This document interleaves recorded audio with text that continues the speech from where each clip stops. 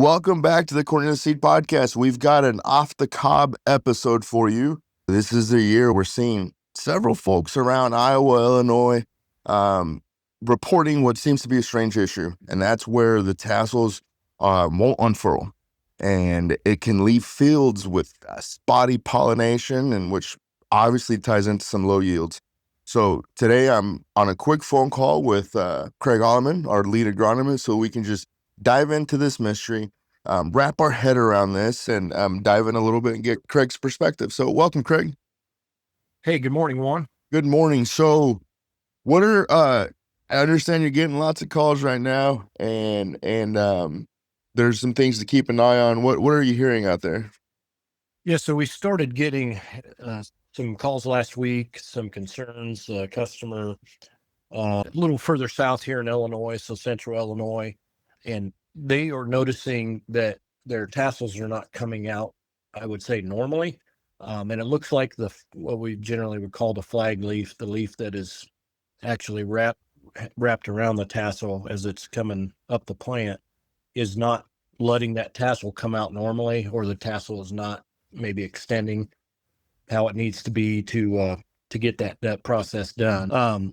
It looks like when that happens, you got maybe the main branch, the center of the tassel will make its way out, but the other branches have not come out yet. So you don't have a fully developed tassel. Still probably dropping plenty of pollen once it makes it out. But the second thing they're noticing are the silks are abnormally long. And I've had some pictures come in here this morning. I mean, they're longer than the ear on some of them already. So 6-8 inches at least. The silks will grow until they are fertilized by the pollen. So when that pollen, gets in there and actually enters the silk tube, then it stops growing. So if they're 6-8 inches long, that means they haven't had pollen in that normal time frame when they would usually get it. What we worry about there is that will that pollen get to all the silks, and the ones underneath, if that pollen doesn't get in underneath and behind those silks, they would be the ones of concern. A pollen it's not going to enter the end of the tube necessarily. Anywhere on the silk tube itself, if that pollen lands, you're good to go. It's going to fertilize that silk, which in turn fertilizes a kernel on down at the end of the silk. So that is the concern, is why are my silks so long, and why are these tassels not coming out? And I'm sure it's probably happened before, because probably nothing that we've seen ever happens before, but I don't remember in recent history, when in our area anyway, we've had this phenomenon with the tassels being not allowed to come out normally. Well, and something that's kind of interesting, because what piqued my interest in this, and just being on social media, as I started seeing posts either from Indiana or Missouri, and our footprint isn't we're just at pollination stage, right? For some, or not as further ahead. So I was wondering if we'd see it. Then your communication came out, and it sounds like you mentioned, there's two things going on here. There's the tight tassel wrap, I guess, for lack of a better word, where it won't unfurl, and then extra long silking. You send out a couple articles. Is there anything around this is it environmental? Is it genetic? What's kind of I guess the general school of thought? You did say anything that we've seen, we've usually seen before in some form or fashion. All right. I guess what does history tell us? Yeah, and we don't know yet. I mean, there's probably plenty of guesses out there, and I've seen some guesses, but a lot of times these things will be genetically related. So it might boil down to one genetic family, or, a female or a male or two, something like that will end up pinning down eventually, but too early to be doing that for sure. But that's one of the things that we'll look at as time goes on here. And the important thing is, how good is the pollination going to be? I have seen some indications that we're getting some of those zippered ears, which may indicate some of those silks on the backside did not get pollinated. And if that's the case, we're simply going to lose yield. So if that's over a widespread area, then the guys up there in Chicago need to get that built into their computer models, because that's going to be a definite issue on overall yield. We did I've heard most of the activity kind of over in Eastern Illinois early on, but I've got calls now this morning out into Iowa, Cedar Rapids area, Eastern Iowa, where they're seeing some of the same thing. One of the DSM set a picture in where it looks like the pollination has probably occurred and is okay. That can be different. That can be a difference by hybrid too. Is that ear upright? Does it lay over? Are the pollen is going to be able to get into those silks on the underside or not? So we'll see some differences, but that's what we're going to do probably over the next week or so, because we ought to know the success of the pollination and see if we're missing kernels, if we're going to have some blank areas on those ears, by just doing a simple shuck in the back and doing a shake test, because those silks will detach from the kernels once they've been pollinated. So it's going to be interesting to see what the actual effect is, but I think already it's a big enough area where there is going to be some detriment to the yield. Absolutely. Like we typically like to get on here and talk about, just keep folks informed, right? Ideally agronomically, and keep you focused. And this, no one likes to talk about something. It's like, hey, this is about it, potential to lose yield, especially, like you mentioned, the whole zipper ear, or if you're missing a row or two, you can do some pretty quick math and realize that it could be a significant ding to the bushels. And I think, just when I think about our perspective, is, it's about protecting your profits now, right? You want to go out there and you want to scout, you want to assess, and that way you can work with the right people to position your marketing plan and your marketing strategy, right? Hey, will the markets adapt to this? And we're not market people, and I'm not trying to even give advice, but that's why it's important to go out there and scout. Yeah, it's all part of it, and that is some of the questions I have got from farmers. Is I'm getting ready to put on my fungicide. If I'm not going to have the yield out there that I expected, do I need to, or do I want to put on that added expense? And there's, I guess, a couple of ways of looking at that.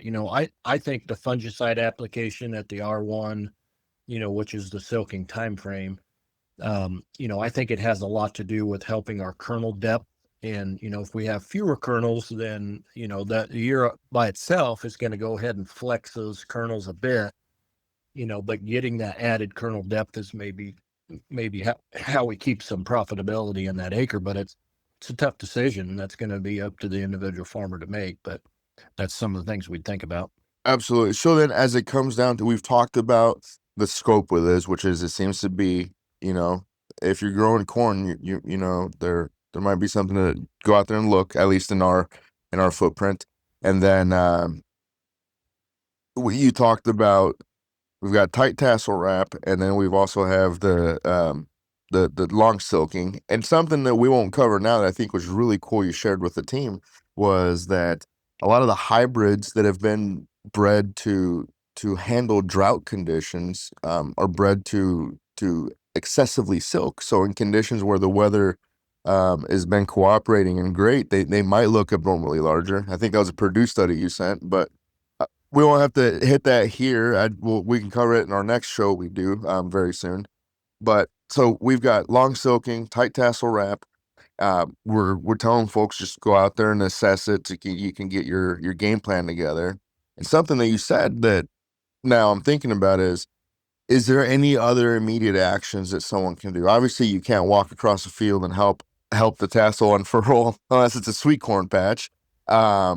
Other than just keeping an eye on it, and maybe help with an application of something to help with the seed set, the depth there. Anything else that you're? No, and that work you're talking about was Bob Nielsen. He's, in my opinion, the best corn guy God ever put on this earth, and he's done a lot of good work. And he was talking about how we've bred to be drought tolerant. We've bred aggressive silk emergence into some of these hybrids, and then under really good growing conditions, they get aggressive enough that maybe they get out and get going a little quicker than they should. So that would be interesting for somebody to look up. But I don't think there's anything that we can do that's realistic to help this out. It's going to be what it's going to be, and the way the crop come along, it's going to be real real rapidly, we're going to know what the result is. So I think it's, I guess things were looking pretty good, growing season wise. And I've said this a million times, it's a long time till harvest. It'll be interesting to see what kind of a shoe drops between now and then, and Yeah, maybe we're looking at it here. I think we're looking at it. And one last comment. I'm a simple guy, and a simple-minded guy, and I think about. I would agree with. I think about. I'm glad you do. I think about. There's times where even through the seed corn operation, which is different, growing hybrid seed corn versus commercial field corn, is deploy a helicopter out there to encourage some pollination. Fortunately for us, or unfortunately, it's been windy, and most folks have weathered the recent storms pretty good that have gone across the center of the country.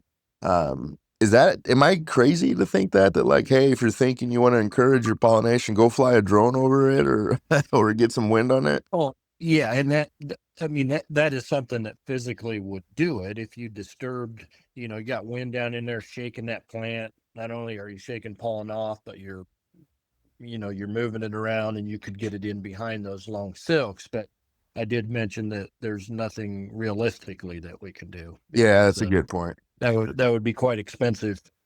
Yeah, no, that's true. That's a valid point. So, well, I think that's it, Craig. I know you mentioned we'll plan to get another one with some more visuals and give it that format. But really for us, our recommendation is just go out there and scout. There'll be a scouting plan to assess it and to look at it. There's varying degrees of impact, like you said, whether it's the zipper to ear or different type of pollination effects. And I think when we encourage this, we also talk about everything we do for this year, and it's always to make notes for next year, right? So spread your risk, diversify your hybrid selections, make sure that we're not pigeonholed to just one product out there. And so yeah, absolutely. If this turns out to be kind of, a narrow genetic type of thing, that's the reason why we carry genetics from everybody, and why we recommend a variety of genetics, so that we spread the risk around, because you're just never going to know. But yeah, if you want to see some more stuff, we're going to do a full-blown video podcast on this, and we're going to looks like have a ton of pictures of currently what's going on, and some links to different articles to read and everything. So definitely stay tuned for that. perfect. Thanks, folks. Well, until the next one.